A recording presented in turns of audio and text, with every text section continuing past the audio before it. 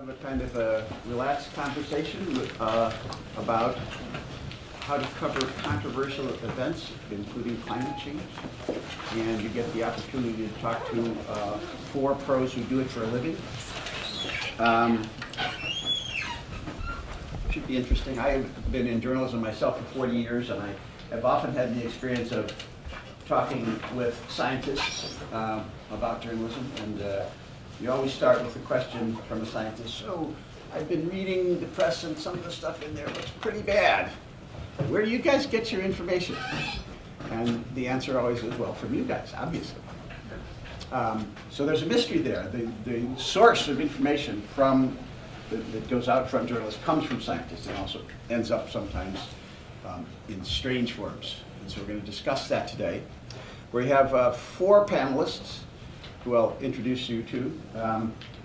We have Alistair Doyle, who is down here, from Reuters. Come on up, Alistair. For about 7 or 8 years, he's been the environmental correspondent for Reuters, running around the world.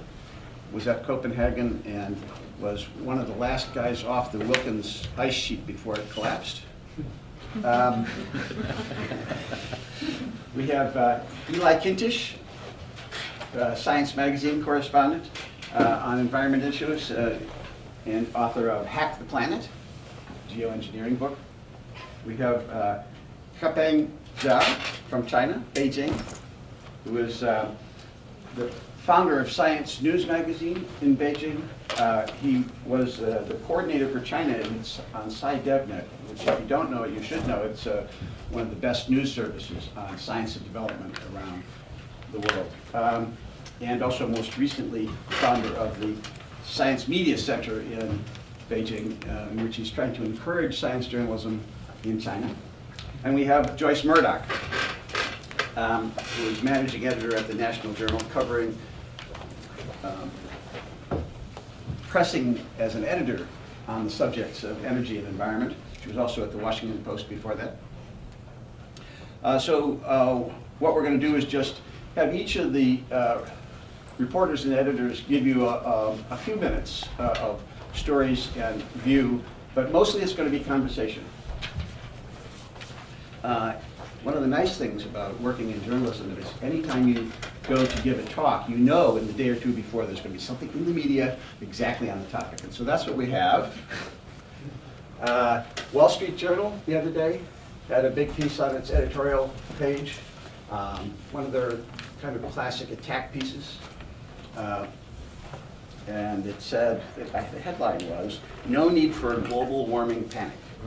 And they said the most inconvenient fact about global warming is that there hasn't been any warming in the last 10 years.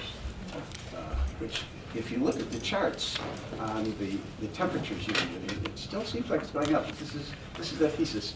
And the main point was that this article was written by 16 scientists. If you look at the 16, the most you could count that had anything to do with climate change is about 5. One of them, though, is MIT. Richard Linson. And so that was an article pretty much along their usual lines. This is not the Wall Street Journal enlarged. This is the Wall Street Journal editorial page, which is an entirely different animal. But this is our blog, and we have several professional journalists looking at science news every day and commenting on what's going on. And you'll find the journalist view of that piece, links to other commentators, links to some of the data, and so on. So this is a good thing to look at if you want to know what's going on in science journalism and what the journalists themselves think about it. It's kind of a peer review site in science journalism. So if you go to that and you scroll down about 4 items, you come to the Wall Street Journal item. So the question often is, how is a journalist to navigate in an environment like this where everything is so toxic, so partisan, it's difficult to find the core of the subject and who's who. And I think we should go ahead and have each of the journalists talk a little bit about how to do that, and then jump in with questions from you. So let's start from this end with Alistair. Okay, thank you. Well, that sort of hits the nail on the head, Phil. Navigating among the competing claims is almost impossible. And, as a journalist, I find you've got not only the people like the authors of this study, which are arguing that there's no global warming happening at all, and then of course, if there's no global warming happening at all, there's no reason to invest in renewable energies or anything. You might as well just continue with the economy as it is, unless you're worried about air pollution from coal-fired power plants.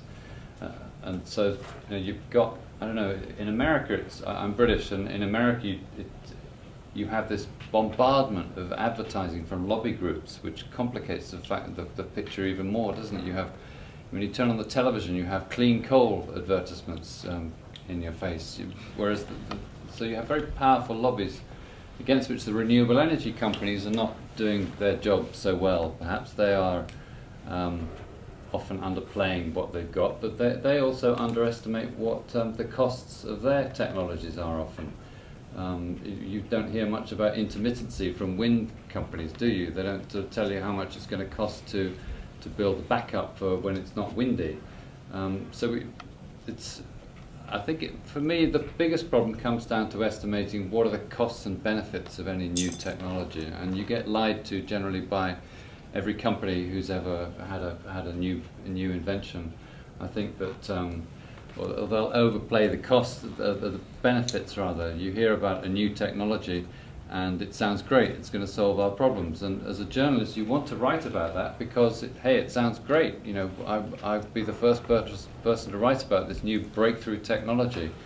I think it might be interesting to go back through corporate websites, for example, that have announced a breakthrough technology 10 years ago, and see actually how many of these things have ever come to market. You could do a sort of rolling analysis of promising and words like promising that have been announced for new technologies, and you probably see that many of them are still never actually reached the market.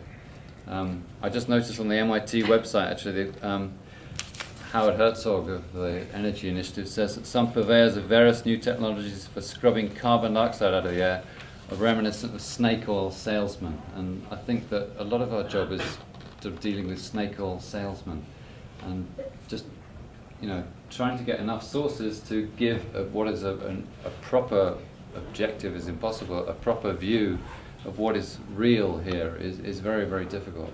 I found that from the job I have at Reuters. I've covered everything from the Fukushima nuclear disaster to the United Nations and its negotiations, and the same. Fukushima was underestimated by the Japanese as the extent of the disaster. The United Nations overestimates the promise of renewable energies. Everybody's got their agenda, and sorting out what the agenda is I find very difficult. Okay, yeah. Actually, I want to comment this together with my comment and with my introduction of some of the Chinese situation. Yeah, actually, to me, I think, or actually to some journalists, I think this article appearing in the opinion page of Wall Street Journal is a good thing. It is a good thing. Of course, it is confusing a lot of public opinion, but for a journalist, for a Chinese journalist at least, it could be a good thing. It's because it offers a very unique chance for journalists to report a very good, balanced, disputed reporting of a controversial issue, or for things that there's a more to try to make things to be more attractive. Why I say this is because I first start from some of my background. I have been promoting climate change journalism in China since 2006, and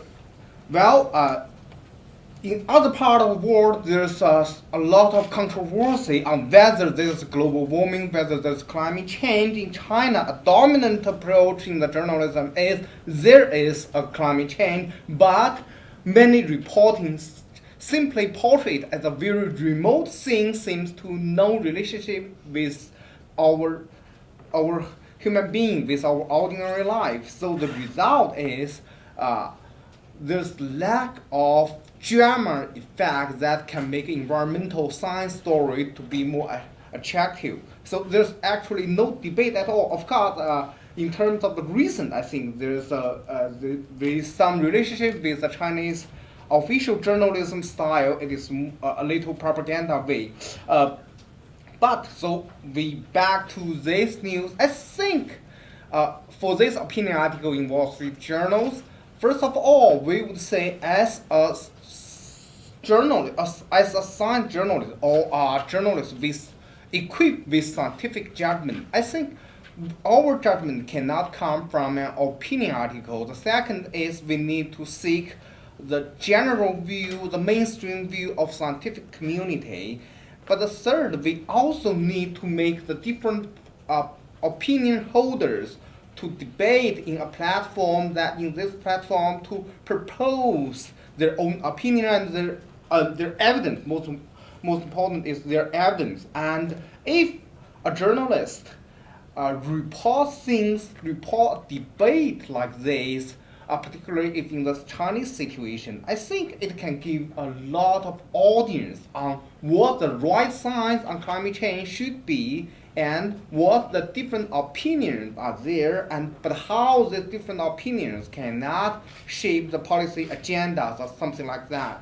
So back to my opinion is a good science journalism, or good climate change journalism or energy-related journalism is not something you simply tell the fact. You need to have some dramatic fact. You need to give spaces for debate, for dispute, for discussion. But that does not mean you give up the scientific fact. You give up the mainstream opinion. What you do as a journalist is to try to make the voices that are supported by strong evidence to become stronger. Yeah. I'm Eli Kintish with Science Magazine. I encourage you in your questions to ask us about how we do our jobs, because I think that's the most interesting aspect of this. In my comments, though, I'm going to try to very quickly touch on ways in which scientists influence policy and don't influence policy. Specifically around energy issues. Now, there are three possible outcomes, right? The scientist comes to Washington, gives advice to Washington through a newspaper, or a blog, or opinion piece, and the advice is accepted, or the advice is ignored, or the advice is openly, the policymakers do the exact opposite. And so I'm just going to quickly go through three examples that I saw at Science Magazine in Washington. The first would be around when policymakers in Washington really listen to scientists. And I would say the most effective examples of this are when scientists speak with a very clear voice and lay out priorities. I cover a lot of issues around research policy, what research the government's going to do, and scientific documents that have been very influential in Washington generally lay out, this is the project we want as a scientific community the most. Here's number 2, here's number 3, number 4. They really make it easy for the policymakers just to look down the list. And this has been seen in research on nuclear fusion. This has been seen in research on astrobiology and remote sensing satellites. So that's a very simple thing because it's not that controversial. It doesn't have scientists against scientists because you mostly have you have sort of the recommendations to Congress or to the administration very clear. There was the most influential major report that I've ever seen in Washington was called the Rising Storm Report. Does anyone know about that? Not that many. It came out in 2007. We almost ignored it at Science Magazine because it was yet another report calling for massive investment in research and a lot of new studies in energy. But actually the Bush administration ran with it. And there are still debates as to just why that happened. The Bush administration actually called for doubling of basic research at NSF and Department of Energy, and they actually did it. At some points, it was the Democrats in Congress partnering with Republicans to go against the Bush administration on basic sciences. But I think that report kind of captured the interests of people at Silicon Valley and major donors to the Republican Party who were concerned about American competitiveness. And so there's an example sort of hitting on something which the most powerful people need. An example of scientific research, scientists proposing something to Congress and just being ignored, I would say is in the area I know best, geoengineering, this controversial idea of messing with the atmosphere and a kind of, or the ocean to reverse climate change writ large. There have been numerous calls now in the last 5 years by major respected scientific organizations, from the Royal Society to the National Academy, for research in this area, and for the most part, Washington hasn't done anything, and I think the reason is that it's neither politically, it's a little bizarre, and it sounds scary, and there's just not real, there's no lobby for it, there's no CEOs from Silicon Valley or Wall Street coming to Washington and calling for it, and so those recommendations are sitting on the proverbial shelf, though very respected scientists, including the president of the National Academy of Sciences, think that that's a mistake. Finally, scientists come to Washington and write up op-eds. I saw a Harvard professor who's going to respond to the Wall Street Journal op-ed in a piece that's going to appear tomorrow, all the time calling for work on climate change, and everyone in this room knows that for the most part, very little has been done on the federal level or on the global level to reverse the worrying trends in greenhouse gases. And I would say that's because, obviously, the scientists are up against an extremely powerful lobby, and they're up against an extremely, scientists go to Washington and regularly meet with policymakers. There are a few organizations, there are environmental groups, but there's something like 10 lobbyists in Washington for every one environmental lobbyist. And I'm happy to go into this in the questions, but I would say one of the problems there is that climate change has become an environmental issue instead of a larger issue that does not rely on the clout of the environmental groups. Another problem is that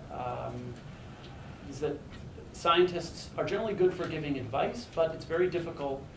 It's very difficult to turn that advice into policy when you're going up not only against a myriad of industries, but a myriad of regions. So it's kind of the extreme case, but eager to explore it in questions. Hi, my name is Joyce Murdoch. I was with National Journal Magazine. From my perspective as an editor, what happens in Washington in terms of energy policy totally reflects, or almost totally reflects, lawmakers' own, or elected officials' own personal assessment of their own political needs. For example, there's only one reason why ethanol is subsidized to the level that it is subsidized, and that's because Iowa holds the first presidential voting every 4 years. And so every 4 years, politicians want to essentially suck up the Iowa voters, and so they compete for how much more, how much they can propose in new federal subsidies. Likewise, gas prices go up, and you have politicians of both parties uniformly saying, "Oh, this is the worst thing in the world. What can we do to put the money back into people's pockets?" And what you have in terms of coverage of energy issues in Washington is, first level coverage is you report on what the politicians are doing. You just sort of, you say they're proposing new ethanol subsidies, they're proposing to reduce the gas tax to effectively lower gasoline prices. But then the question you have to ask as journalists is, how do you get beyond this political rhetoric, beyond the political posturing, to come up with coverage that's more scientifically based? And how can you, on ethanol stories, for example, one thing we did in my magazine was we wrote this really nice piece on how runoff from ethanol was coming down the Mississippi River and essentially killing the Gulf of Mexico. There was this giant and growing dead zone there that was directly related to all the petrochemicals that were being poured on Iowa to grow the corn for the ethanol. Likewise with gasoline stories, you have to try to get beyond the political he said, she said, we need lower gas prices, and talk about, well, what if people actually had to pay for gasoline at the European level, or at some level that would make up for the damage that's being done to the planet? And he tried to put stories out there that capture something more than just this really superficial level where the politicians are sort of playing with each other. And you hope that ideally that there's going to be sort of feedback loop where some of that reported then gets back to the politicians and they start changing a little bit where they stand. Okay, we'll open up for questions, and since we have video going and we have photographer and all, we'd like everybody to, when they ask a question, identify themselves, and we'll go from there. Go ahead. My name is Arne Hessenbrook. I'm surprised to hear that you want to get behind all this rhetoric to the real science. I mean, can't you just look at the rhetoric? I mean, you can follow the money, for example, and that would be a great job for, I think, if you just basically explain to us who's paying for the arguments. I mean, leave the finding real knowledge behind it to someone else. You don't need to do that, right? Which the money you follow is a lot of money, and it's not going a lot of directions. Well, that's a hard task, and that's an opportunity for you to do some real work. Right? I mean, I'm not saying it's easy, but someone's got to do it. Why don't you do it? In this particular piece, the Wall Street Journal piece, there are the 16 scientists, and the first step was a couple of the journalists identified 2 of them as guys taking a lot of Mobil and Exxon money. But you have to keep going, obviously, and then there's another day's work and another, and so the problem is that it's a lot of work. Great. I'm eager to know from my panelists and anyone in the audience how they thought the coverage of the Solyndra case with the Obama administration. Just for people who don't know about it, about 2% of the funds sent out for renewable energy projects, or sort of late stage applied energy, in this case solar power, was given to Solyndra, a California company with some very powerful CEO who had very powerful connections within the White House. A lot of the coverage, sir, actually did focus on the money, which is why I'm bringing it up. In fact, I felt like a lot of the coverage missed the point that, when you're investing in energy research, you invest in a whole different variety of strategies. In this case, they were betting that the cost of silicon would remain high. In fact, it plummeted, and so the company went under. And there's been all this flack. And so, to get to your point about the money, there's been all this focus about the money and how much they gave Obama and how much access this guy had to the White House. There's been a little missing the focus on what the strategy behind Solyndra was. But then, I mean, in that case, then you can talk about following the money as a portfolio. If you look at what, let's say, VCs do, they invest in a portfolio of companies, and 90% of them fail, 10%, if they're lucky, succeed, right? So if you're focusing on a very narrow stream of money, the money that went to Solyndra, you're not following the money. You're just following a small part of the money. So, I think there's money on both sides as well, isn't there? I mean, it's peanuts compared to the other things. But I can remember covering from Europe, the election here, but when George Bush got re-elected against John Kerry, I think, talking to people based in the United States at NGOs, at the WWF, Greenpeace, they would not say outright that John Kerry is clearly the better candidate than George Bush, because they might lose their charitable status, which is money as well, isn't it?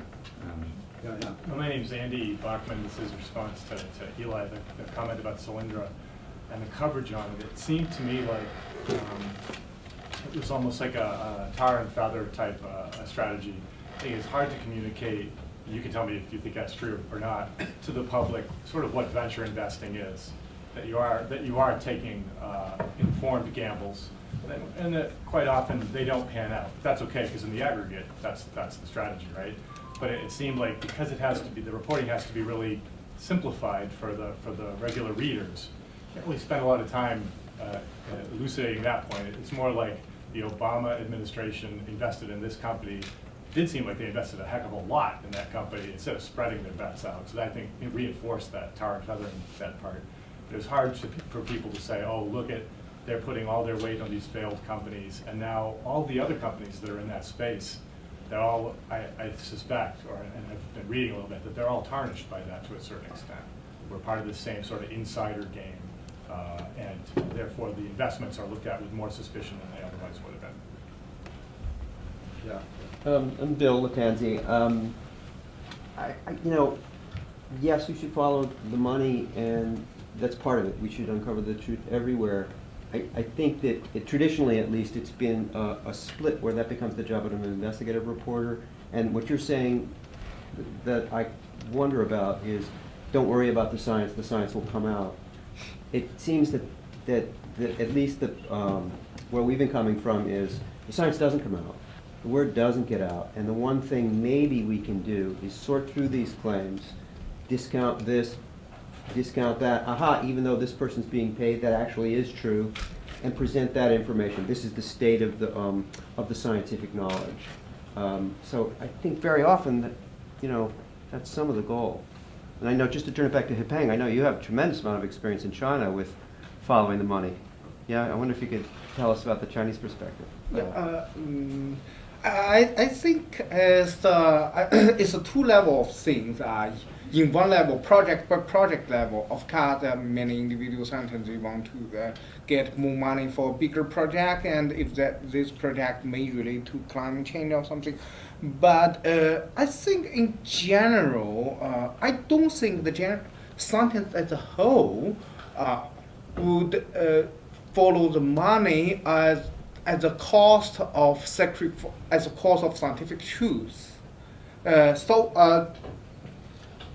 In terms of the climate change, in terms of this article, the opinion, this opinions, the authors said that a lot of many scientists think there's climate change because they follow the money. But we must think back to maybe some years before. I mean, climate change or global warming opinion, this observation arises from 1970s when there's no such scientific consensus. So if you only say scientists are following the money to support climate change things, I think you cannot explain why this can begin. Because in the very beginning, actually, I think it is clear. It's not because you say climate change, you claim climate change, you will get bigger money. Yeah. Perhaps also on the follow-up to this idea of following the money, as you say, it's an investigative reporter's job. It's going to take, if my editor says, okay, let's have a story reacting to this Wall Street Journal article, that I'm not going to find much good information by just reading it and thinking, who can I call up? It's going to take a long time to do that, whereas to react to this, get some scientists to react to it, is fairly straightforward for us. Because, for example, this article says, perhaps the most inconvenient fact is the lack of global warming for well over 10 years. Black and white says global warming has not happened since 1990, since the late 1990s, but you just have to go to the World Meteorological Organization at the United Nations, and they say that the 13 warmest years of all occurred in the 15 years since 1997. So, something's wrong somewhere in this article in the Wall Street Journal. I think there's also something that's worth thinking about. In journalism, what you're following day to day in newspapers is one thing, and then the more in-depth stuff comes in magazines and books. So my experience in covering, for example, federal regulation, Food and Drug Administration, and the attempt to kill the Food and Drug Administration, the right wing produced a lot of phony stories, but you can't knock them down. It took me like a year and a half to put together the story of what they were doing. So it's really, and it ends up in a book. But you can't day to day, very hard. You end up with, on the one hand, on the other hand, that's awful, just awful. I will say, just, not to beleaguer this, what's new now, relatively new now in the last 5-10 years, are blogs, and many blogs written by scientists. So in a way, Phil and the panel, we were mainstream reporters for major publications, and we didn't, 10, 15 years ago, there weren't this army of bloggers who can go in and elucidate the science. So that's a new phenomenon that journalists are still understanding. Do you guys blog a lot on these topics, climate change or whatever? Or energy research. Yeah, this is a lot of the debate about this is being carried out in blogs, which is a new dimension, and informing journalists as well as the public.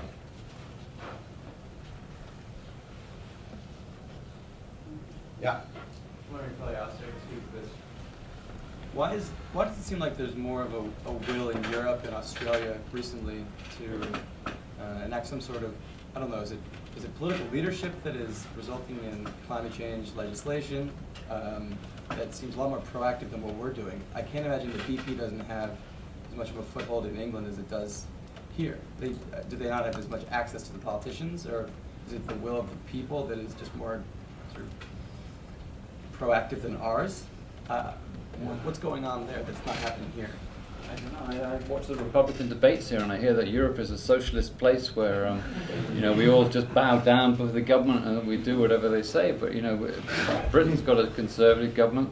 Chancellor Merkel's conservative. Sarkozy's conservative. You know, these are not right-wingers who are willingly sort of imposing huge costs on their own economies. I don't know. In some ways, it's easier for Europe because you don't have such a huge reliance on coal. I think. We don't have such a huge problem as the United States does. For Britain, you know, they had a dash for gas at around 1990, which happily coincides with the benchmark year for the Kyoto Protocol, so that you're closing down the coal mines and switching to gas, and so you look very good already. You know, Germany's had its reunification with East Germany, so that you know it's easy to close down the old high polluting industries there. But in general, yes, there's there's a lack of lobbyists in Europe. I don't know why, but they just don't get away with talking about clean coal on the television every night. And you know, I've looked up clean coal, the Clean Coal organization that advertises on the television every night, and if you try and find the definition of clean coal apparently, as far as I can tell, is merely coal is cleaner than it used to be. It's not, there's no absolute definition of what it is, it's just coal that, you know, now we're reducing the sulfur and the nitrous oxides and things from it. So really, I don't know, but because public opinion in Britain and in Europe is often wavers as well. It goes up and down, and there's opposition to doing these measures. But they've been passed into law pretty much already. There was a very strong consensus in around 2007 that yes, we've got to do something about this, and the European Union did push ahead. And of course, it's been the champion of the Kyoto Protocol, and there's kind of a feeling that I think in Europe that, hey, you know, the United States never ratified the Kyoto Protocol, but we did, so this is our chance to show some leadership. And there is also a feeling, I think, among companies that yes, there is going to be a competitive advantage to be made from moving first. You think maybe the lobbyists are the difference? Because 2007 is when they started the big push here with the climate cake. I think it could be, couldn't it? Yeah. And maybe Yeah. we have a really active, Yeah. well-funded bunch of lobbyists, and you guys don't have that. I think it could be a big part of what happened. Yeah. They don't have Ohio and Pennsylvania, But also, West Virginia. in West Virginia either. in Britain, we also don't have, there's limits to the amounts that business can give to political parties, so maybe it comes down to something as simple as that. There's caps on how, Yeah. on the influence of business in politics. What's the cap? How much Oh, can you give I've to? got no idea, but I don't know, I'm afraid. We certainly don't have limits here right now. But, I mean, that must be a key factor. And their election cycles are what, 2 months? Not 4 years long. Their How long it election takes to cycle. elect someone. So if Oh. you run it over Yeah. 4 years, yeah. Yes? I just have a quick question for all the panelists. My question is, how often do you actually read a scientific publication, scientific papers to get your information? And if you do, which part of the paper do you normally focus on? And do you find the current scientific writing, the scientific papers, is good or not? Like, and how much information could you actually get, or could you comprehend and write it out so that everyone can understand? Just comment on the general science writing in the technical journals currently. Well, I'll start. I cover the climate articles in Science and Nature quite often, and I generally read the press release they hand out first. I find it very difficult to understand some of the language in journals. I can read the first few paragraphs, which is like the introduction and the conclusions, but the stuff in between. I mean, most of the problem is that I studied French and Spanish at university, so I have no idea about algebra and all this stuff, which fills up the bulk of many papers. But you know, I find that scientists are very helpful. You know, you get a press release saying this is an important advance. You get the numbers of the scientists. The scientists are generally more than happy to explain it in other words. And I'd encourage every scientist to do that, to sort of practice. Once you've written a paper and you know it's going to be on the front page of Science, or to practice telling people at dinner parties about what you've discovered. But to dumb it down to, I don't know, I think I generally write for about 13-year-olds, I'd say. That sort of level of language. Yeah. I think your question is a little more about our science journalist profession. Yeah. So first of all, I think there's a lot of news release service from science community, and so as a journalist, I read scientific paper-based news release every day. But that does not mean I read scientific papers every day. Only when I find a news release very interesting, and when I plan to write it as a news, I mean a publishable news, I will read the original paper. And I'll also echo Alistair's thing is, yeah, as a journalist, we cannot clearly understand everything, particularly technical detail of a scientific paper. But I want to say even a sentence in a different field cannot understand another sentence in another field. For example, a life sentence will be always difficult to understand everything of a climate sentence. But I think the key is you have the habit to resort to the original paper to see some of the expression, and then you go to the sentence to have some common discussion. This discussion is not only what already been said in the paper, but you know, you do research, you will also, there's often a lot of untold fact or untold thinking when you publish a paper. I think this is very common to scientists. So after I read a news release and then a paper, some of the paper, mainly introduction and conclusion, I can also go to scientists to talk about what are the untold, or what are the promises, or what are the hints, implications of your research. I often find this phase very interesting, and I want to say it not only helps me as a journalist to write a good reporting, sometimes it also helps scientists to better and clearly understand their significance. Yeah. I'll just briefly say there are two elements to this as far as I'm concerned. There's scanning the daily onslaught of hundreds of articles in your area. You know, you only can touch on a few if you're covering scientific research or even science policy related to science or energy, if that's your beat. Scanning and trying to find which of the pieces you're going to write. And that involves making judgments about what's truly important and what's surprising and what's newsworthy, essentially. And then there's, once you've decided to cover something, how you go about doing that. Just something that I'm sure both my colleagues do is I think it's very important to talk to independent scientists who are not part of the research. I have, as most reporters do, you know, a sort of stable of 20 or so scientists who I know very well, like whose judgment I trust, and I regularly send them papers, or just call them, what do you think's important? What's coming out? What do you know that's in the pipeline? This paper is getting a lot of buzz. Do you think it's important? You were just at this major meeting. What was everyone talking about? What was presented? Those people serve as filters in the same way that I know John Holdren at the White House.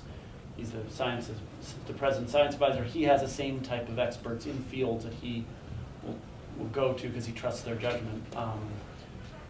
you know, it's a very difficult thing. While the number of science reporters has plummeted in the last 10 years in the United States, the number of members of the National Association of Science Writers has skyrocketed. And why is that? Because there's more and more, well, there is a lot of freelancers, but I think there's even more public affairs people. There's more and more press releases. In fact, there's even a website that puts the press releases into almost like a news, I don't remember what it was called. You could just read press releases all day. And I think a lot of the pieces on Twitter, for example, around energy research are straight out of press releases. I'll just give one anecdote. A friend of mine who knows that I write about energy for Science Magazine wanted me to cover a company that he's helping that is studying algae and getting biofuels from algae. It's a big area and hasn't really proved itself. And I just asked him for a single question.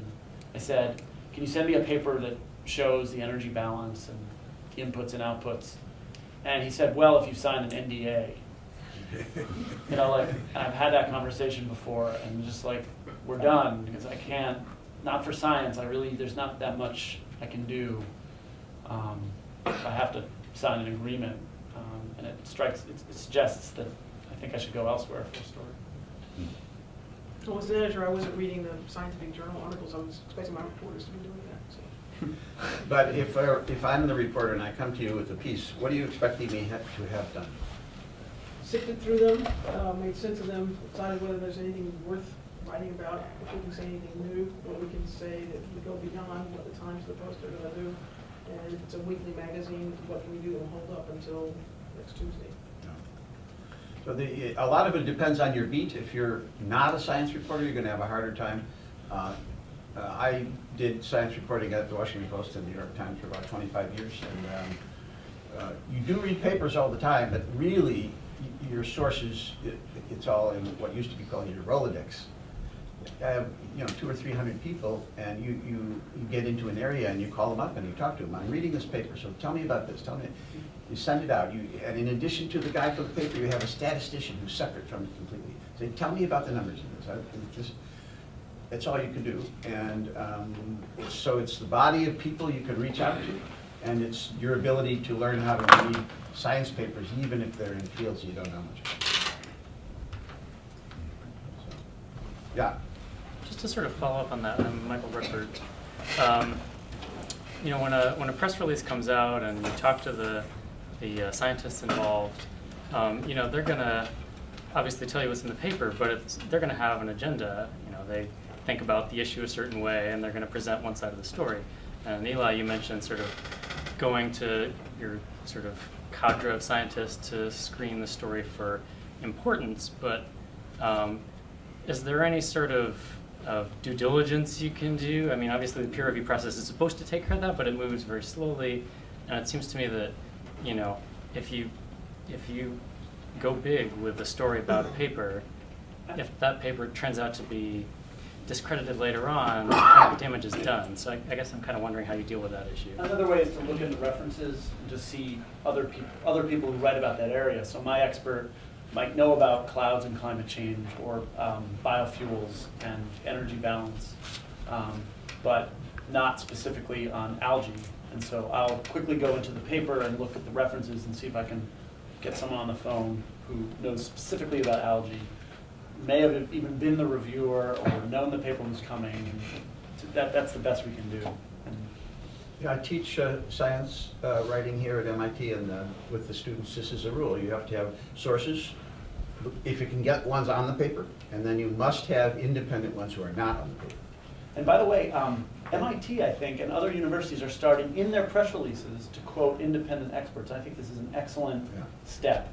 Makes me a little suspicious, but I think that's great. I think the more that you acknowledge that there might be a difference of views, you know, I'd be interested in the independent experts they're not quoting, you know, who they might have called and said this is garbage, you shouldn't have a press release.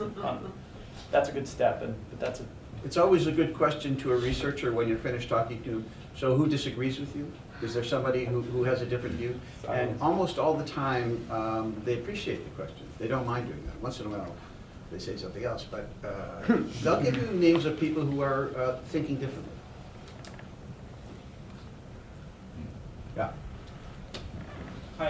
Raul Correa. I had a quick question regarding kind of the things that have recently brought up here with actually engaging the scientists when, when you want to ask them for a comment regarding a new, piece of work that's been done.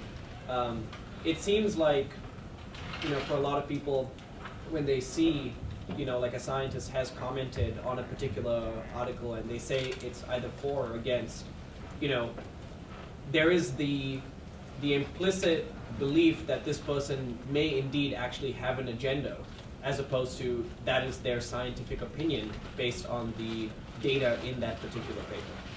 So the question then I have is, as journalists, and it'd be interesting to hear from everyone's perspective, how do you maybe not guarantee to the scientist, that they won't be branded kind of as this, person who doesn't believe in climate change, say, or this person who, is an advocate for science change, as opposed to someone who's just commenting on the data or commenting on the results that we have at hand, and obviously climate change is a big one, but, we can take it more broad than that, just out of curiosity. The role of the scientist, per se. You disagree with the Bush administration, for example. Clearly, he must be, a diehard liberal. Diehard liberal, right? Yeah, something like that.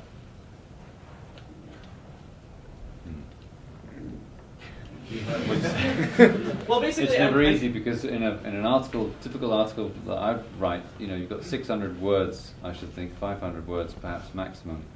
And if you're going to put in people in the story with dissenting views, they'll come somewhere in the story, unless it's sort of straight off clash at the top. But if it's a story that's come from a science paper, you're likely to give the finding first, and then somewhere a bit lower down, so-and-so said this seemed out of line with, the recent trends or whatever. But it is difficult because phrasing that without making it seem like they're shooting down the entire article, when that second scientist may not have had the chance to read or to, really gone into the article, because you get stuff through Science or Nature or the big journals under embargo for over a few days, tracking people down and sending them stuff and getting them then to read it and to have digested it and to have given a well-reasoned view is never easy. Phrasing that is very difficult. I know it's not. It's wrong to hang these people out, but it is. There are ways of doing it. Obviously, you don't have to be. He said, she said, and they disagree. But there's an added nuance here, perhaps. There's some phrases, for example, one scientist disagrees with this particular point, and it's hinting to you that there's some other issues. Also, you also listen carefully for what the scientist wants. If he's saying, I don't want you to portray me such, you listen for that so that you can try to move in that direction and give the reader a sense of what you have heard as a journalist in the article, even though sometimes it costs you a few words to do it. You can't use more than a few words to get these things across, but at least hints. But you also want to clue your reader in why you have to pick this particular scientist out to comment on the paper. Are they somebody who's done work in this field? Are they an expert? Do they have a particular, reason for being famous or whatever? I mean, you didn't just go through like a Rolodex and randomly pull out a card and say, I'm going to call up, Sally, whatever. You pick this person because you thought that they might have some insight one way or another into the article you're writing about. We were asked to offer advice for the audience. Most of you are scientists, and we were asked to offer advice about how you can effectively communicate with reporters and the media. One bit of advice that I think might apply to your concern might be that most of us usually publish an online version of our story in addition to something in print. The online usually gives you the ability to link. So if there's a longer statement that you want to prepare on a blog, you can do long statements on Twitter via a link. You can, write a longer statement that, because you're only going to get a few lines in Alistair in my print piece. But that's one way to try to get your fuller views expressed. Send an The other thing is, if you want to avoid getting misquoted, it's impossible to fully insure against it, but email your comments. I mean, I love to do. I will often read back quotes over the telephone to people. Just do some nitty-gritty really fast. I will read back quotes right after they say it. But if they also want to send me a comment later on email, that helps you get it right. I want back to the situation you raised is when we journalists seek to the comment of independent scientists, commonly, I think in most cases, that comment is not totally disagree with something. It's often a comment on a specific detail or specific aspect. For example, in terms of climate change reporting, we report a new discovery on something, and then we go to the independent scientist to comment. Is not he's wrong. The first one is wrong, but he is in this detail. He should become more clarified or something. So in this case, this is most cases of our working condition. So in these cases, commonly there's no need to think about branded this sentence or brand that one. It's quite similar to a normal dialogue process within the science community.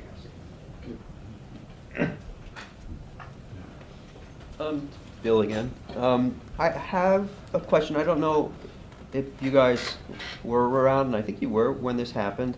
And the way I want to phrase this is, I know I don't live in an Orwellian world, but I'm alert to features of it, and I think that helps us not live in an Orwellian world. And what I'm talking about is, when did global warming become climate change? It was known, it was a perfectly wonderful term, global warming, seemed to describe the situation. And then something political happened, there was a rhetorical argument, and it seemed to me very quickly, kind of overnight, there was no longer a thing called global warming, there was this thing called climate change, and it's a phrase that we've all been using on the panel, we all use it to discuss.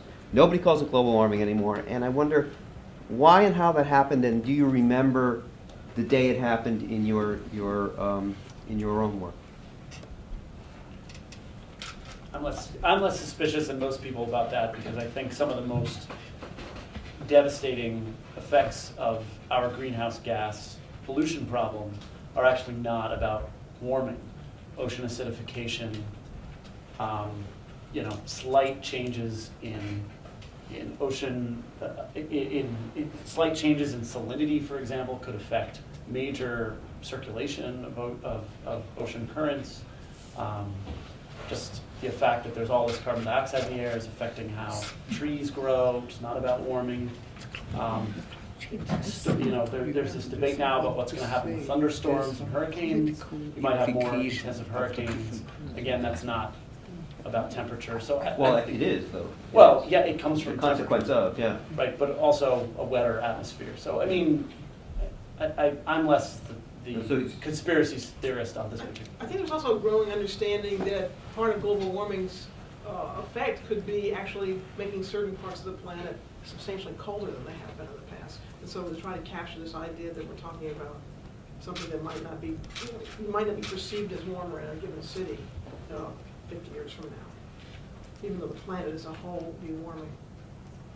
I just remembered as Republican politicians refusing to use the term. But Which term? Global warming. Republicans. You notice in the Wall Street Journal one, that's the term that picked in the headline. Yeah. I think currently they're using warming because they want to knock it down and point out that most of the things we're looking at are not warming. They're storms, or there's some snow. And in fact, in Washington, there was a press conference in the snow when they had extra inches saying, see, global warming. I think it's gotten to be political that way, and I think climate change was an attempt by scientists, I remember some of this discussion, by scientists to say, wait a minute, why don't you use a term that really describes more of this and avoids this trap of, it's just not warm out, it's cold out. I use those terms interchangeably, I think. But haven't scientists always wanted to use the phrase climate change, actually, rather than global warming as a... I don't know. This may be American. We're maybe not talking about a world phenomenon then. Yeah, I mean the UN panel of climate scientists, wasn't it the thing that it said in 1995, I think it was, of I wrote it down. The balance of evidence suggests a discernible human influence on the climate system, wasn't it? And that was Not that the temperature, yeah. that was the first time that it tipped over the yes, something's going wrong and we're the cause. You know, the balance of evidence, 51%. Do the scientists who signed that Wall Street Journal editorial, contrary to saying global warming is overblown, it's not really as real as a lot of you think it is, you, the general public, are they now immediately in the camp of radicals and heretics? Is it possible that one or several or most of them are looking at data and this is their honest appraisal in late January 2012 I think we know who the 16 are. They're familiar figures. They're not unusual figures. So I don't think there are any newbies here. They all have track records already, which is why I think they're in the Wall Street Journal. So if there were a batch of 16 new ones, that'd be interesting. Or even if it was one per, I guess, if so anyone who came to the argument or to the field fresh, that would be without having been signed up somewhere, then that person would merit some extra scrutiny. Is that possible? Is the community entirely contaminated with this debate and we have no newbies? I hear a lot that, you know, the reason that you can see these very disturbing polls on global warming, American public cares about it less than it did 5 years ago, and the reason we haven't had political action, I hear a lot that it's about money, or that it's about the oil companies, but I just want to point out that this whole hullabaloo about ClimateGate, this release of emails from a British climate institute that appeared on a stolen Russian server, and that all happened, I think the work of like a handful of hackers. ExxonMobil had spent $10 million, and probably more than that, for a decade trying to prevent, you know, all sorts of stuff that happened from the Regional Greenhouse Gas Initiative, which was Massachusetts and a bunch of US states doing greenhouse gas stuff, to the fact that in 2008, both presidential candidates were calling for a cut, and, you know, calling for cap and trade, essentially, McCain and Obama. So, you know, everything was going swimmingly despite ExxonMobil's, all those efforts by the oil companies. So I'm not so sure that it's as simple as money. I mean, I think that helps you, and I'm sure there are some connections, but I'm less suspicious than other reporters about the link between big oil and what we're seeing now. I think there are some deeper psychological issues and issues about the way Americans see nature and stuff. I think there's also an interesting question of whether or not, if you came fresh to the evidence, could you draw the opposite conclusion from this? I don't know. I mean, with the UN panel of climate scientists, it does say that it's 90% likely that most of the warming in the last 50 years is caused by human influences. So it's got a bit of wiggle room there if something turns out to be, you know, an unexpected cause that nobody's thought about. Coming new to the evidence also, but I was a bit mean and I Googled the names of all those people who'd signed that Wall Street Journal article to find out how old they were. And the average age, I think, is over 70. Not for old people. Becca, yeah? Speaking of the 90%, Would you say who you are? Oh, sorry, I'm Molly Schwederon.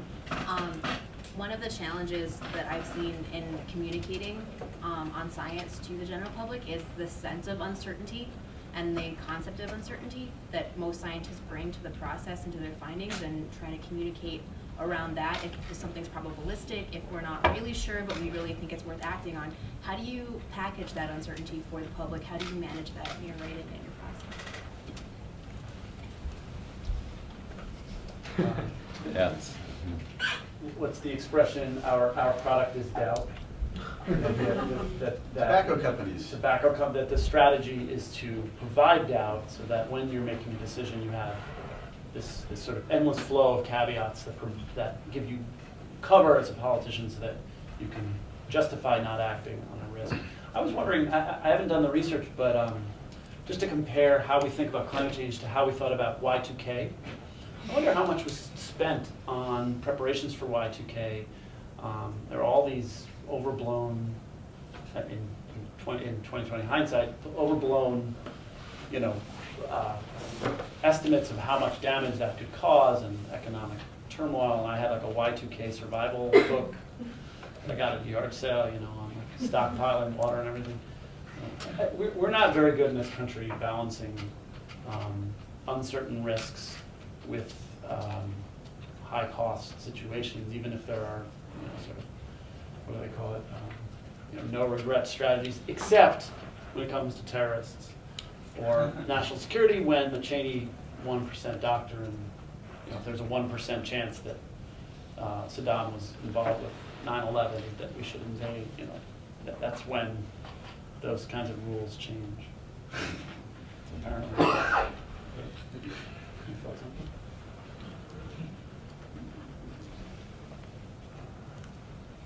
Yes? I guess I wanted to go back to the discussion that came up earlier about lobbyists and what you guys really see your role as journalists in trying to influence how people respond to the science. So it seems to me like people talk about, oh, the lobbyists put in a lot of money and that really influences the politicians, and the politicians are thinking on this like 4-year cycle. And they're constrained in what they can really change in that cycle. And there's kind of like inconsistencies on what's really politically feasible. And then on the, so they have to sort of report to the lobbyists or are answerable to the lobbyists, but then they also want to please their voters. And it seems that like gas prices and things like that would have a big influence in this country. And the lobbyists are also pushing voters to care about those things a lot and tell them that, well, renewable energy is really risky and it may not be worth the investment. So how much as journalists do you think you can try and convince the voters at large that maybe there's some falsehoods there or facts are being misrepresented? And how much are you constrained as journalists? Like, you must face your own constraints in the sense, like, you need to be read and you need to hold your readership. And I guess there must be a fine line between, you know, trying to educate and inform, but not lose your readership. Well, I think you keep your readership by educating and informing. And one thing that you said that was interesting to me was you made it as if the lobbyists were pushing politicians one way and the voters would be pushing another.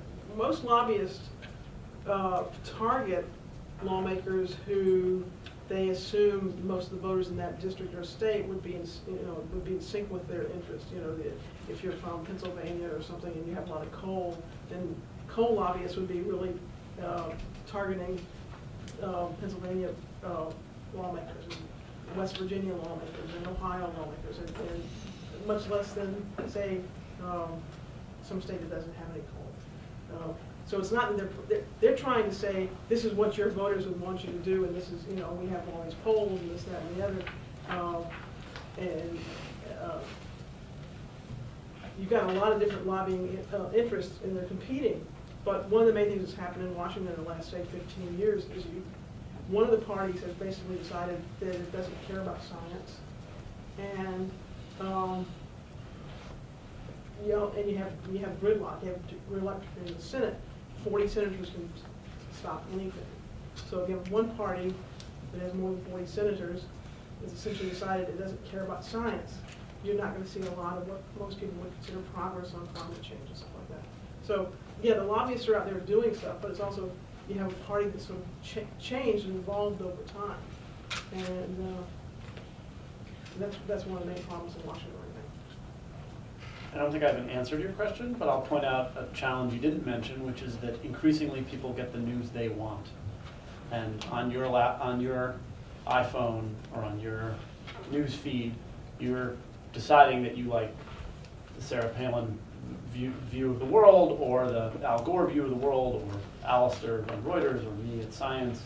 And so it's increasingly difficult to feel as though you're reaching other audiences. And me personally, I'll just take a second. I'm doing this fellowship to explore ways to partner with artists and videographers and illustrators and designers to try to explain climate change so that I'm reaching beyond the readers of not just Science Magazine, but even like the newspaper. Because I feel even you're writing a science story for the newspaper these days, you're just reaching the people who read science stories in the newspaper. Increasingly, that's a decision instead of just you're flipping through the newspaper and you come on a science story. It's really, I don't have an answer. Also, I didn't know whether my comment is just an answer to your question, but I do think that when we journalists, we some journalists decide to write something when we have some scientific information. But first of all, we would think how this is related to our readers' life. If this article can be part of the lobbying process, so the article we will also think how this article can relate to the concerns of policymaker or something. So basically, our work, or what we try to do, is a process from scientific fact to the concern of daily life or the daily life decision. Yeah. So in this process, I think we do communication or do the lobbying process. Yeah, I think it's very difficult to balance. I mean, how do you know how many skeptical voices to put in a story? How do you know, what is balance in a story about climate change? I mean, when pretty much every scientist you call up would agree with the IPCC's conclusions, at least, you know, about what's happening. So do you then just, what I've tended to do, we've tended just to quote, you know, the UN panel of climate scientists projects more floods, droughts, desertification, rising sea levels, blah, blah, blah, that sort of thing. I have a big paragraph about that as a justification for being worried about it. But, you know, do you then say, oh, by the way, you know, the UN, the IPCC made a mistake in its last report and it exaggerated the pace of thaw of the Himalayas, which some people take to mean that the whole thing's wrong. And if you put that paragraph in, you then have to say, well, there have been several reviews of the IPCC science, and they've all pretty much concluded that that was a mistake, but there was nothing, you know, fundamentally wrong with their analysis. You know, you can go back and forward, putting in, you know, caveats and bits and pieces forever in a story, can't you? And it's very difficult to know what is an objective or balanced view of whatever the article is you're writing about subjects like this. What the role of the journalist is, traditionally what I teach and what is at the New York Times is that the role of the journalist is to pay no attention to your audience, who they are. What you pay attention to is the facts of the story, whether it's interesting, what's the context. Because you're assuming there's going to be plenty of people who want it.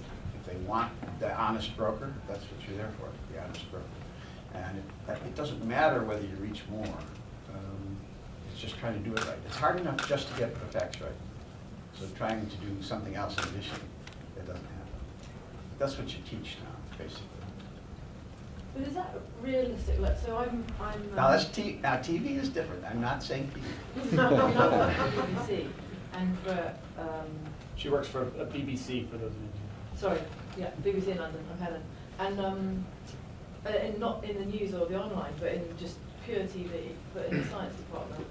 And for ages, we couldn't really mention the word climate. Because you just don't get audiences because it's such a kind of overall problem. It's going to be depressing. I mean, there's plenty of films which start off with kind of shattering glaciers and, you know, starving people and bloody well. But you have to kind of, you know, the BBC, and that's down to the commissioners and the editors and the channel controllers who are afraid of audiences, and it's a much less risky environment, TV. So it's a real problem, and you kind of just have to try and think of oblique ways. I mean, they've done, you know, in the last couple of years they've done a series on water and food, and I did a program on population. But whenever they've done, say 4 years ago they did Attenborough doing a climate, state of the climate thing, and it's kind of like, well, let's not make fun of those for 5 years. Maybe what. But obviously then they compensate with the news, and online coverage is different, but TV you can't ignore. I don't think there's a TV environment on Earth. I don't know about PBS, but that you can ignore. Probably. Well, I guess my question really came from, like, if we really believe we need to get more momentum behind the belief that climate change is a problem and something needs to be done about it. And there are these really strong lobbyists that directly influence parties through campaign contributions and then through all the power they have through the media with their own like clean coal, etc. Then you as journalists might be able to play a really pivotal role. And how much do you think it's realistic to expect you to be able to influence, and what are your constraints? But if we become campaigners, then we become less journalists, and we then become less authoritative and trustworthy sources if we become too politicized. So I think the job is up to you, and that is putting more voices into the system at the end where if you care about that message getting out, do it, blog it, call up the reporter, go to do the campaign, because our role won't be that. Our role won't be to push one side or the other. But if there's more of you guys out there blogging, that can matter. I think probably that is what's going to matter in the end, blogs. Can I ask people in the audience, how many people think, on balance, climate, I can close my eyes if you want, science reporters do a good job with on controversial topics? So raise your hand if you think, on balance. On balance. On balance, bad job. On balance. Bad job. No opinion? Bad job? So like, you think, okay job. Okay job. That seems to be the, So just another question on the issue of coverage. This goes back to Solyndra, how that was covered as the tarring and feathering. So do you maybe have any perspective on the synthetic fuels initiative back in the late 70s through the early 80s that cost $20 billion then, because that was how much it cost the US Department of Energy. Yet these days, most of the media coverage was on the 500 million, the $500 million that was lost through Solyndra. So it's just this issue of keeping those events, those incidents in perspective, so those dramatic events. So do you have any perspective and do you have any recollection of the coverage then with the synthetic fuels initiative? Just in comparison to what's going on today in Solyndra, comparing to previous failures with Department of Energy. I mean, the synthetic fuels thing is this major example that's always brought up in Washington as the epitome of bad government. The Carter administration created these giant plants. I'm sure Phil, no offense, covered them. I was just a kid. But the message there was that the price of oil was sky high in the late 70s, and they were trying desperately to come up with alternatives to power automobiles. And so making fuel essentially out of coal was the answer that they came upon. But obviously in the 80s, because of a number of political decisions and what happened at OPEC, and yes, some policy, but mostly it was like a political thing, the price of oil plummeted, and so suddenly there was no point in making these. And you had a new administration in the Reagan that knocked it out. So, you know, that's often brought up as the quintessential bad energy example, and is used as a club to go after any government program to try to prop up to try to like support a young industry. But the amazing thing is what fraction of American energy is subsidized by the government. I mean, everything from tax breaks for oil companies to support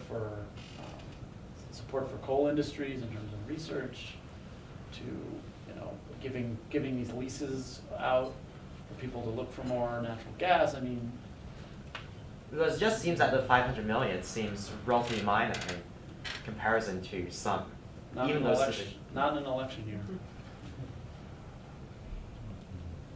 Well, it's being used as an example, probably used in a very strange way, because as you were saying, this is a market decision, and markets can fail. And a good idea, well, maybe not such a good idea, but you don't find out it's a bad idea right away. Because similarly in this case, it was because the price of silicon plummeted. Which you couldn't really predict, or at least I don't think you could. They tried. And it got wrong. Maybe the decision was just about the proportions. That there too much money compared to the next thing. I don't know. I just want to say, in case anyone's like blogging this event, I don't think Solyndra was, that whole thing was completely well handled by the Obama administration. For example, they asked Solyndra to like put off announcing the fact that they were laying off people till after a November election. I mean, that sort of shenanigans came out from the emails. They're not, they're not perfectly clean. I'm just saying it wasn't the $500 million boondoggle that it's been portrayed as. Yeah. I have a strange question. How do you become a rock star in scientific journalism? How do you gain a lot of followers and make your impact? How do you do it? I'd love to know. How do you become a rock star in a scientific journal? Well, I think blogging is really making a big difference. Andy Revkin at the Times, he was an environmental reporter for a while before he became a rock star. And the thing that really drove it was his blog just took off. And I think the reason it sticks is because he's good. I think if you're really bad, it's not going to work. Yeah, I think you probably have to be either really good or really outrageous. Do others in the audience want advice on how to move towards this career? I mean, a lot of people are starting to blog on their own. The traditional sort of career trajectory for becoming a journalist used to be you do a lot of internships and you get a couple clips, you kind of build it, and that's still true to some extent. But I think it's easier for example, a scientist with a PhD or a master's or even just a bachelor's with some expertise to start to make a name for themselves by writing a blog that takes 10 minutes to create. And I mean, the reporting doesn't take 10 minutes, but it's, on Twitter, pieces get blown up that are and get tweeted all around that are written by scientists essentially. So there's this really interesting dissolving between the borders between what journalists do and what scientists do and what the public does. So we've got more competition than ever, and also fewer paying jobs, but more opportunities also. I think, first of all, for readers, there's more scientists who have a blog, who have a tweet, who have Facebook's information. This is very good for readers. But for our journalists, I think while it provided our resources, more resources to report, it also means a competition. But in this situation, I think the traditional science journalists remain very important because science, in most cases, science is not simply from fact to story. It's often, at least for the science story published in the media, it is often a result of a combination of many different factors and what is this scientific discovery and what pushed this discovery and what shaped their funding condition. There's many of these different factors, and for this, I think there's the role of science journalists who better investigate in this situation. And so for this purpose, the science blog help us a lot, but cannot replace our role. I think to become a good science journalist, you need to build up as many sources as you can and treat them with respect. Get to know them, get to go. I mean, MIT is a fantastic place to build up sources for everybody. I mean, as a scientist, you carry these people with you through your life, and as for science journalists, if you make a mistake, correct it, basically, because you don't. People get, if you get a bad reputation for making mistakes, I think people will very quickly not talk to you. As Phil points out, Andy Revkin has got, he's just got a fantastic range of sources as much as anything, I think. When this thing came in the Wall Street Journal the other day, he's in touch with one of the guys who's quoted in their article as talking about climate change, and he wrote back to him, William Nordhaus from Yale, and he wrote back to Andy, sort of, the piece completely misrepresented my work. So then, he's got a great break on this story as well. So I think, build up your sources. I think it's the best advice. Let's have two more, one in the back and then Victor. Yeah, my question was getting back to the sort of process. My name is Carly Ingham, by the way. getting back to the process of actually writing it and talking to your sources or in searching out scientists who you think might have opposing viewpoints, do you ever get sort of like 75% done with what you thought you were going to be writing about, and then to find out you totally have to take a different tack or something like that? And how does that sort of work, and how do you change, and who do you try to track down then at that point? I've had that experience quite a number of times, and so the message I have for my students is always make another call, always to the end of the day. And you do panic sometimes, but usually when the story flips on you, you already have a lot of information that fits with what really is going on. It's been flipping more, and then They do happen, not every day, but enough so it scares the crap out of you. So, sure. Victor McElhenney, I'm involved with the Knight Fellowship since their beginning.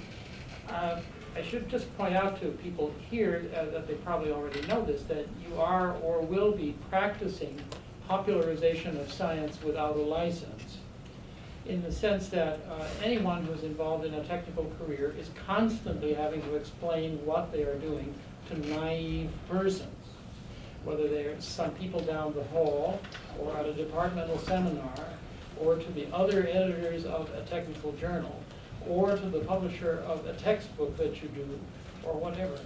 I actually wrote an essay once in which I made a list of about 30 different ways that any scientific or technical career has popularization woven into it. And it always has. You are always enjoined to explain this stuff to naive persons. Naive persons are always mulish and ill-informed and don't get the point, and it doesn't matter, you still have to explain it to them. So your careers are all going to include instances of popularization. So you already know a lot about what you're asking about to talking to these particular science journals. I should just say one other thing, which is that I covered a lot of energy matters for the New York Times in the 1970s, and very much of what is happening today is a replay. You could conclude from that that the United States lost any ability to make policy on any major subject about 40 years ago. But these issues are quite classical, they are recurrent, and I don't think that you should predict from the fact that people are mulish and don't understand and don't believe in science and all the rest of it. We're surrounded by evidence that new things do happen in spite of all of the resistance and all of the inertia of the society. And the science journalists are living with that, and you are living with that. So you're part of something much larger and much longer than our rather contemporary discussion. So I think that you have to realize that these are inescapable issues, that the answers to them are not perfect, and that you all will be involved in explaining what you're doing to naive persons. And you can do that on a blog today, which you couldn't do before. Okay. Well, thank you very much for coming out. And we can still hang around here a bit if you want to chat.